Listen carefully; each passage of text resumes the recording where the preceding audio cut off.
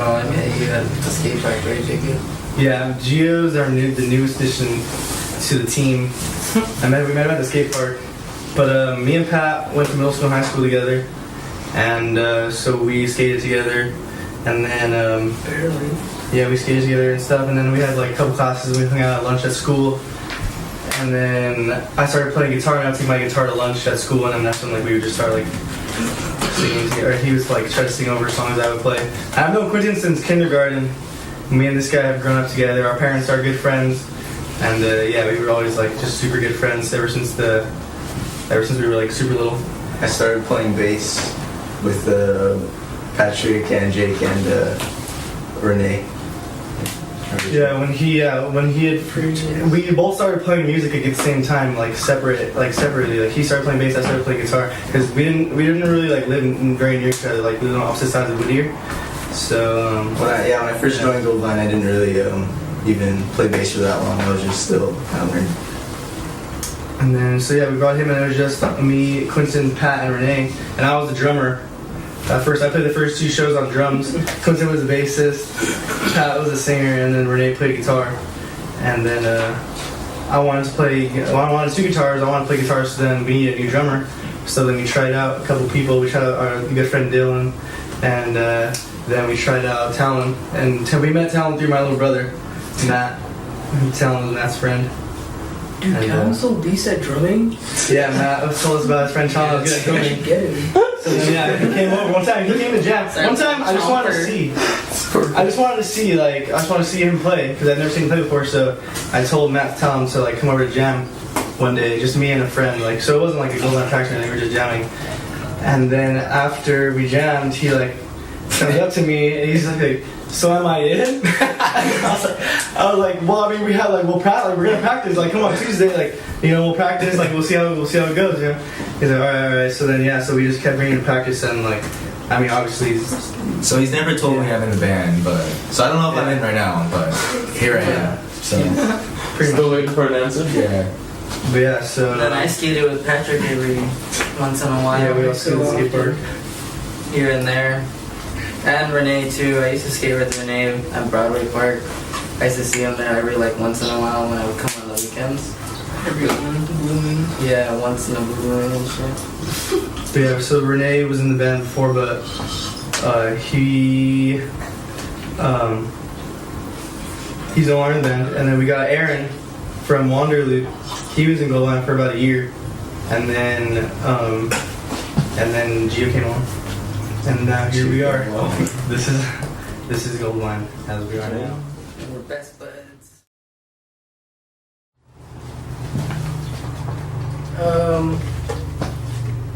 I'm influenced by like a lot. I listen to a lot of like 50s music and like some 40s music. So I like that kind of music. Like Etta James. Etta James is the queen. And some 60s Doors.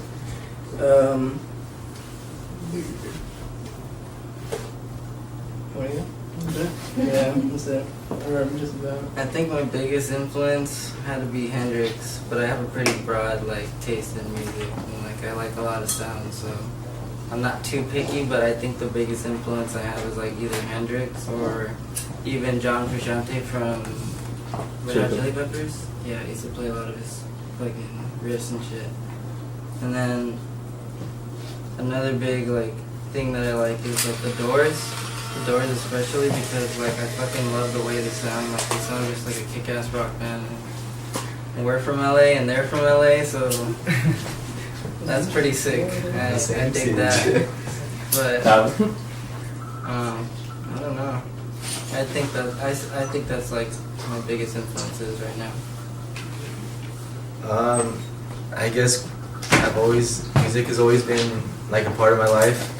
So growing up, I never really had a main influence or like a certain type of genre or a certain favorite drummer or something.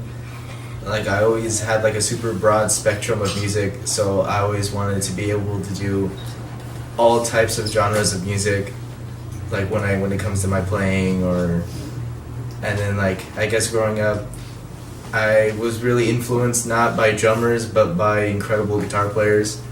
for some reason, like David Gilmour or Randy Rhoads or just people who just shred just completely, and like that always just made me want to just be like, well, that guy can be that good at his instrument, so I want to be able to get that good on mine.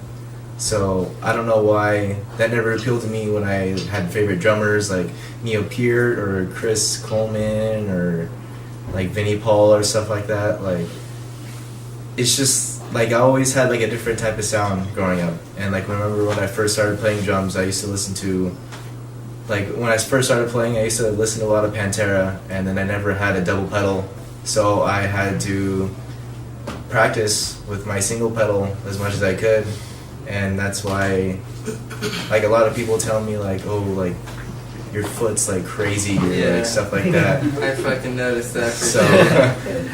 that's just like, that's what I used to like to do. So I practiced on that a lot.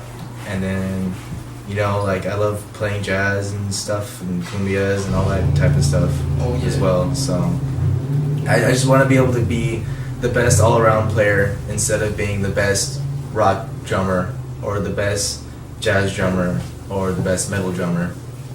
So Just the best that's drummer. just me. Yeah.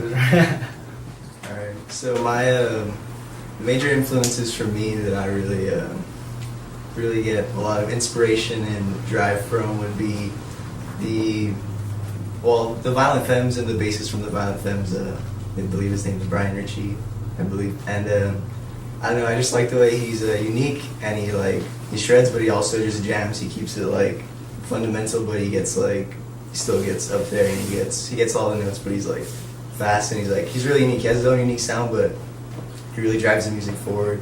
Also, like every member from the Grateful Dead, because they all have like their own unique sound, all through the different years. It's crazy. You could just listen to all their concerts like for seemingly forever, since like I haven't been exposed to it before. I'm just listening to it all and getting inspired from it.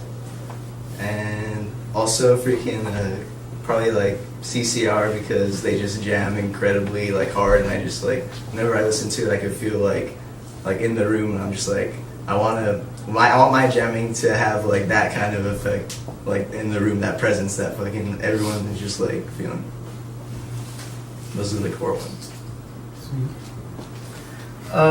For me, I'd say like biggest influences, definitely like Jim Morrison.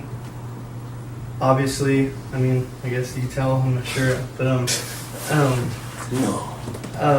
but yeah, his writing, I mean, his like lyrically, I'm talking like, I mean, just recently, I guess I've like been getting more into like writing like lyrics and like poems and stuff, and like he's a major influence on me. Dick Dale too, like he just I don't know, he's accomplished so much in his like lifetime that like just that alone like is a big inspiration for me. Everything he's accomplished, and like the way he just like he like pretty much created a genre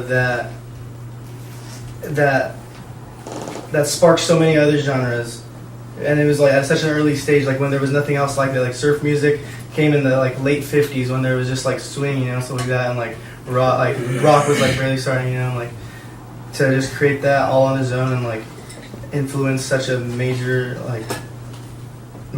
population of like musicians, and at the time, that's a really big thing in like in my eyes that I wish I could have like experienced. But yeah, Dick Dale, Jim Morrison, that's all I can think of right now. Just the Doors in general, I guess, is like one of my favorites. Like Ray Manzarek for sure, like my organ playing. I mean, I've watched like every interview you could probably think of, like Ray and Jim and like Robbie, and I mean, yeah, I hope one day that I can be as good as they were. Yeah, and like obviously the Beatles too, major influence on me. I mean, just the '60s in general. I just love the freedom, the sound, like I don't know, like I'm not really into like heavy things, like I mean heavy things, heavy bands, or like crunchy stuff. There's like mellow, like soft things, something that makes you feel something. That's also like a major thing in my writing. Like I feel like if a song doesn't make you feel a certain way, like it makes you feel either happy or sad, then it hasn't really done its job all the way, you know. And like that's like a main goal for me, like especially like even like with instrumental, like if an instrumental can make you feel something, I think that's like a pretty incredible thing to do, and that's like a big goal for me.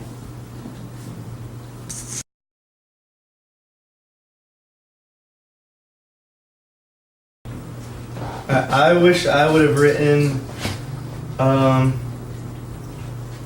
probably Nothing Can Change This Love by Sam Cooke, because that, I mean, he's like one of the, I feel like a lot of like singers, like pop singers back then, like another person didn't write their own songs, and he's like, I mean, he's like one of the best songwriters and like singers in history, so I feel like I think that'd be a good song for me that I wish I would have written.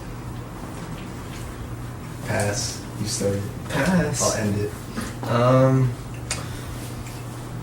Well, one song that I wish I had written is most likely "Time" by Pink Floyd.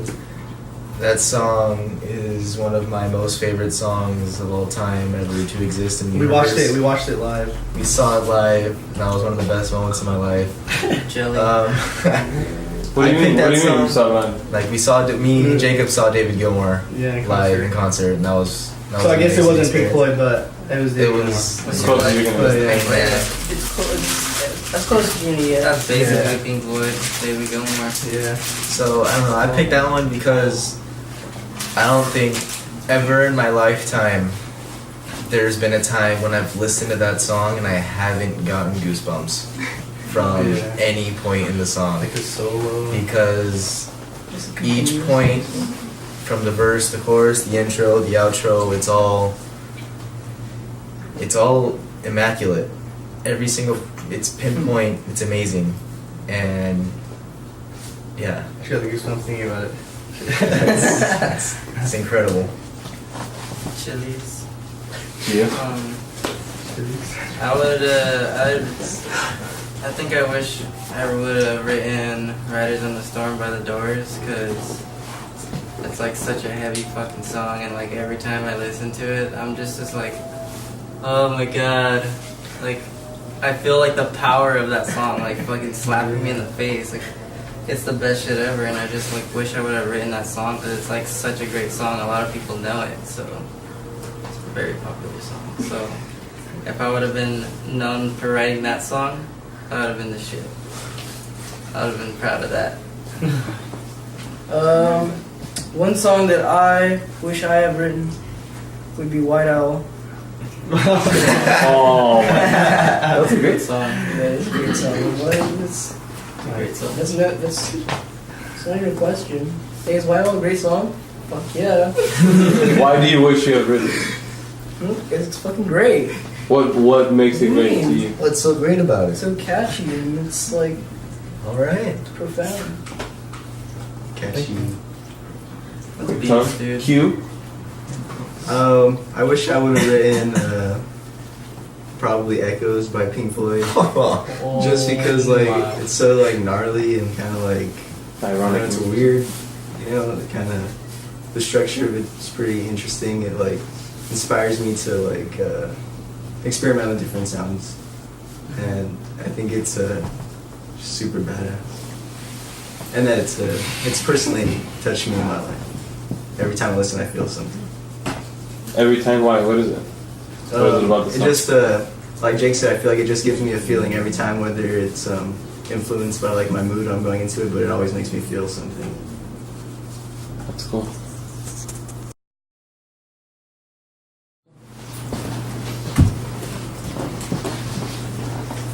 Near future plans.